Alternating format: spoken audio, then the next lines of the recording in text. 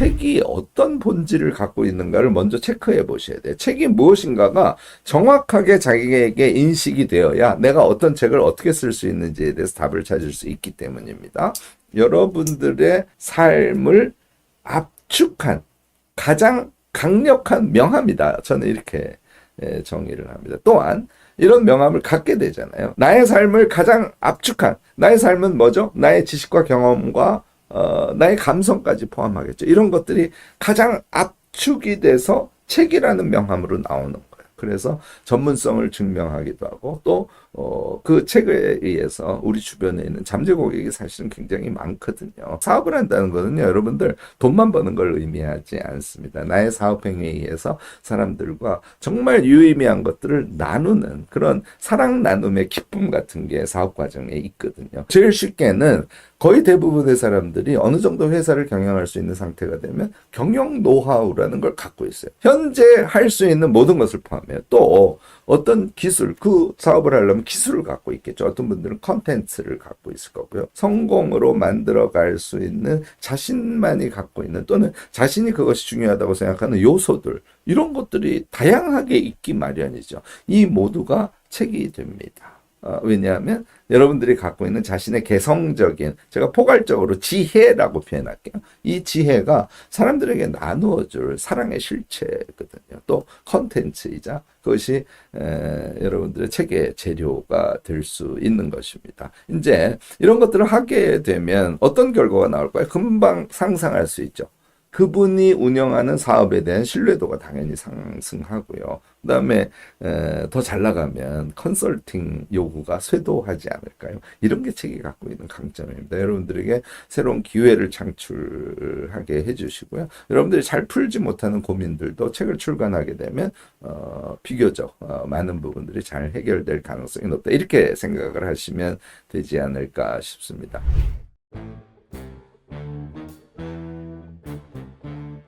따라서 책은요, 비즈니스 확장을 위한, 비즈니스라는 건 꼭 사업을 하는 사람만 얘기하는 게 아니에요. 직장 생활을 하시는 분들도 비즈니스, 가정주부도 비즈니스, 나의 현재의 가능성이 있는 비즈니스를 확장하기 위한 가장 현명하고 강력한 투자, 이것이 바로 책 쓰기다. 이렇게 먼저 책에 대해서 정의를 해두시기 바랍니다. 또 다른 차원이 있습니다. 뭔가 내가 성장을 좀 멈춘 것 같고 열심히 일상을 살아가긴 하는데 내가 쭉쭉 성장해 가는 것 같지는 않아. 또 이대로라면 내가 도약은 불가능할까? 이런 불안감을 갖게 되는 경우가 사실 대부분이에요. 우리가 거의 대부분 그렇게 살죠. 그런데 우리는 그동안 쌓아온 지식이 있고요. 우리의 경험치들, 이게 엄청 소중한데 이런 것들을 갖고 있어요. 인스타를 어느 정도 해서 뭐 몇만 명 정도의 팔로워를 이제 여러분들이 그런 네트워크를 구축할 수 있는 상태가 되면 그때는 반드시 책을 내셔야 됩니다. 그게 무게감이 달라지고 자신의 전문성의 총량이랄까, 전문성의 꽉 찬 그런 내용성이랄까, 이런 것들의 수준이 달라지거든요. 그래서 책을 내는 것은 자신을 성장시켜가는 과정에 있어서도 엄청 중요하다는 말씀을 좀 다시 드리고요. 자기의 전문적인 영역을 찾아서 그것을 조금 갈고 닦으시면 여러분들은 모두 자신이 잘 할 수 있는 일의 전문가가 될 수 있어요. 그러니까 어찌 보면 어떤 책을 쓰는 게 좋을지, 내가 그 책을 잘 쓸 수 있을지에 대해서 확신이 안 드시는 것은 자신의 전문성의 세계를 발견하지 못하고 발견한 것을 어느 정도 수준까지는 갈고 닦아주셔야 되거든요. 경우에 따라서는 어느 정도의 지적 기반을 갖고 계시면 책을 쓰는 과정이 여러분들의 그런 비약적 성장의 과정일 수도 있습니다. 물론 책을 쓰는 것은 자기가 책을 쓰는 과정에서 성장하기 위해서 쓰는 것이 메인은 아니에요. 그렇지만 그 부가적인 효과도 여러분들이 볼 수 있다 하는 말씀을 드립니다.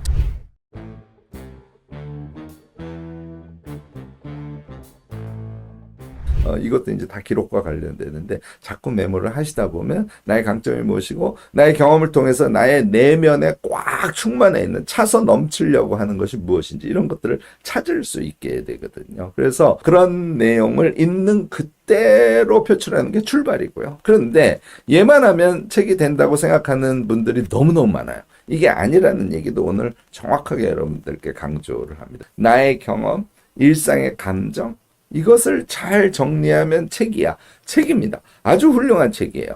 공감을 얻는 책일 수 있죠. 그렇지만 이런 책은 의미는 있지만 여러분들의 미래의 꿈에 다가가는 실질적인 브랜딩의 효과는 상대적으로 조금 낮습니다. 물론 그런 책도 계속 쓰셔야 돼요. 사람들과 공감을 해야 되니까. 그렇지만 요번에는 여러분들이 자신의 브랜딩이 되는 책을 꼭 쓰시기 바랍니다. 이거 퍼스널 브랜딩이라는 용어를 쓰면서 그냥 얼추 이렇게 굉장히 매력적인 키워드 몇 개 찾아가지고서 무슨 우리가 카피라이터처럼 이렇게 하고 그것을 자주 사용하고 블로그에도 그걸 쓰고 이제 이렇게 하면 그게 퍼스널 브랜딩이 됩니다 하고 말씀하시는 분들이 생각보다 많습니다. 근데 그렇게 해서는 브랜딩이 되지 않습니다. 왜냐하면 사람들이 그 브랜드를 자주 접하고 그 브랜드의 진정성과 그 브랜드의 꽉 찬 내용성에 대한 상호 인정이 되지 않으면 그게 실질적인 브랜드로는 작동하지 않습니다. 그래서 저는 자신의 브랜드는 알찬 책 한 권으로 우선 만들어가는 것이어야 한다라고 퍼스널 브랜딩에 대해서 저는 전혀 다른 생각을 갖고 있습니다. 그래서 여러분들이 이런 정도 수준의 책을 쓰려고 하면 이제 우리가 기존에 가졌던 생각,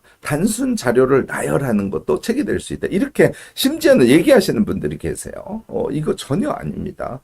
자료를 나열해서는 그건 짜깁기지 자신의 책일 수 없죠. 또 생각을 막 쏟아내. 그러면은 소통이 가능한 그리고 공감할 수 있는 책이죠. 그렇지만 그것이 아까 얘기한 브랜딩의 수준까지는 가지 않는다는 것이죠. 이것을 정확하게 정리하지 않은 상태에서 책을 쓰고 싶은 욕심에 시간을 막 투여해. 그래도 답은 안 나오게 돼 있어요. 그냥 혼란의 상황이 계속 반복될 수밖에 없습니다. 여기에다가 지식이 같이 믹스돼야 돼요. 나의 그 진심에다가 책을 쓰기 위해서 외부 지식들을 조금 조사해서 그런 것들을 융합해서 표출하는 것. 그것이 진심 글쓰기라는 이야기입니다. 우리가 그 진심을 찾아가는 여정이 있지 않을까요? 그 여정이 쉽지만은 않습니다. 엄청 일단 겁이 나요. 하면 할수록 계속 불안해요. 이게 정말 내가 나를 찾을 수 있을까? 이제 이런 것이죠. 일단 시작을 하고 계속 새로운 발견을 하게 돼요. 그러니까 신나고 또 막 기쁘고 막 이렇게 해서 입이 항상 벌어지는 그런 과정을 책 쓰는 과정에서 여러분들이 경험을 하게 될 겁니다.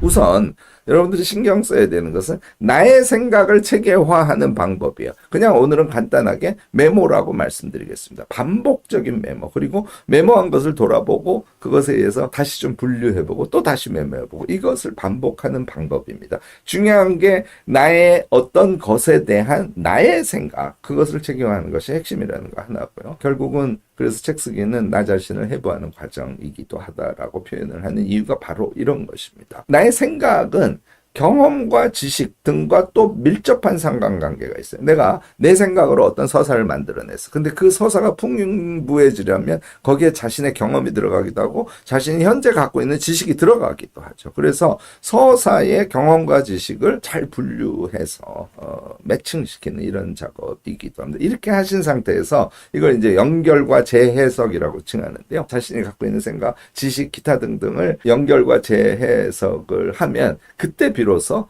여러분들의 독창적인 시선 같은 것들이 창출되게 됩니다. 그렇게 되면 방향성을 갖는 그런 책을 쓰실 수 있게 되는 것이죠. 또 다른 영역 하나가 제가 자료조사라는 말을 했죠. 이 자료조사라는 얘기를 들으면 벌써 약간 마음의 부담을 갖고 계신 분들이 계신데요. 그렇지 않아요. 이거 하시면 일단 도서관 한번 가가지고 같은 주제에 대한 책들이 어느 정도 있는지를 좀 보고 그 책들 중에서 좋은 것이 무엇인지를 선별해낼 수 있는 것을 한 번만 경험하시면 이게 도서관에 가서 무엇인가 자료를 찾는다는 게 생각보다 그렇게 어려운 일이 아니네. 이거 금방 깨닫게 됩니다. 결국은 필요 자료를 선별하고 선별된 그 자료 속에 들어있는 컨텐츠들을 나의 생각과 융합하는 작업을 이걸 반복적으로 해주셔야 돼요. 이렇게 하면 나의 언어로 책을 쓰게 된과 동시에 내가 그것이 나의 서사와 맞다고 생각하는 다양한 지식들을 거기에 함께 잘 버무림으로써 아주 내용적으로 풍부하고요. 또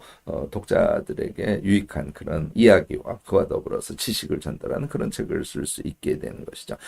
제가 오늘 말씀드리는 진심 글쓰기라는 것은 바로 이런 세계예요. 여러분들이 피상적인 지식을 갖고 있을 수가 있습니다. 얘는 기록법, 메모법 이런 것들을 통해서 구체화시키고요. 거기에다가 자료를 다시 믹스해서 융합시키고요. 그러면 제가 잘 쓰는 얘기, 어느 세계에 도달한다? 통찰의 세계에 도달합니다. 그러면 그 통찰을 중심에 놓고 진정한 자기의 마음으로 사람들과 나누고 싶은 다양한 지혜들이 그 통찰 주변에 잘 배치되는 그런 글이 나와요. 이게 진심으로서의 우리 자신의 타인에 대한 표현이다. 이렇게 정리할 수 있을 것 같습니다.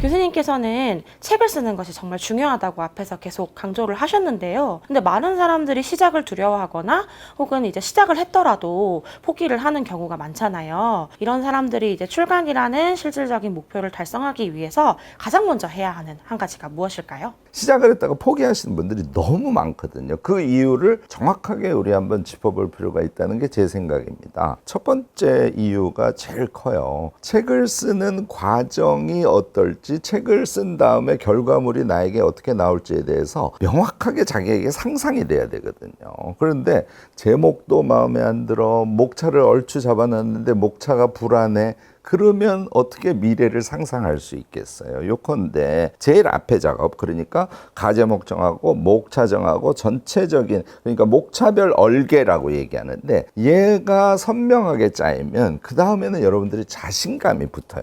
그러면 미래가 상상되니까 쭉 이어서 갈 수 있는 겁니다. 두 번째는 글 자체에 대한 자신 없음이에요. 이 글을 쓰는 거는요, 제가 1년에 2권씩 책을 쓰지 않습니까? 그러면 저는 정말 행복하게 글을 쓸 것 같죠? 전혀 그렇지 않아요. 글은 기본적으로는 인내가 전제됐을 때 어느 순간 조금씩 만족감과 기쁨이 오는 것이지, 박완서 선생님조차도 글 쓰는 것의 고통에 대해서 말씀을 하시지 않습니까? 여러분들도 인내하셔야 됩니다. 그런데 중요한 것은 함께 쓰면 그 고통이 반으로 준다는 거예요. 요즘에 강조하는 거, AI를 옆에 두고 같이 쓰시면 그게 또 반감이 돼요. 요번에 제가 9월 달에 나오는 책을 2달 반 만에 썼다는 거 아닙니까? 예전 같으면 6개월은 충분히 들거든요. 여러분들도 그 경지를 경험하시게 되면 지금 두려움, 그다음에 정말 내가 할 수 있을까에 대한 의심 때문에 중도 포기, 이거 당연히 없어질 수 있죠. 그러면 AI랑 같이 쓰면 누구든지 책 한 권을 뚝딱 쓸 수 있는 건가요? AI가 책 써준다라고 생각하는 거는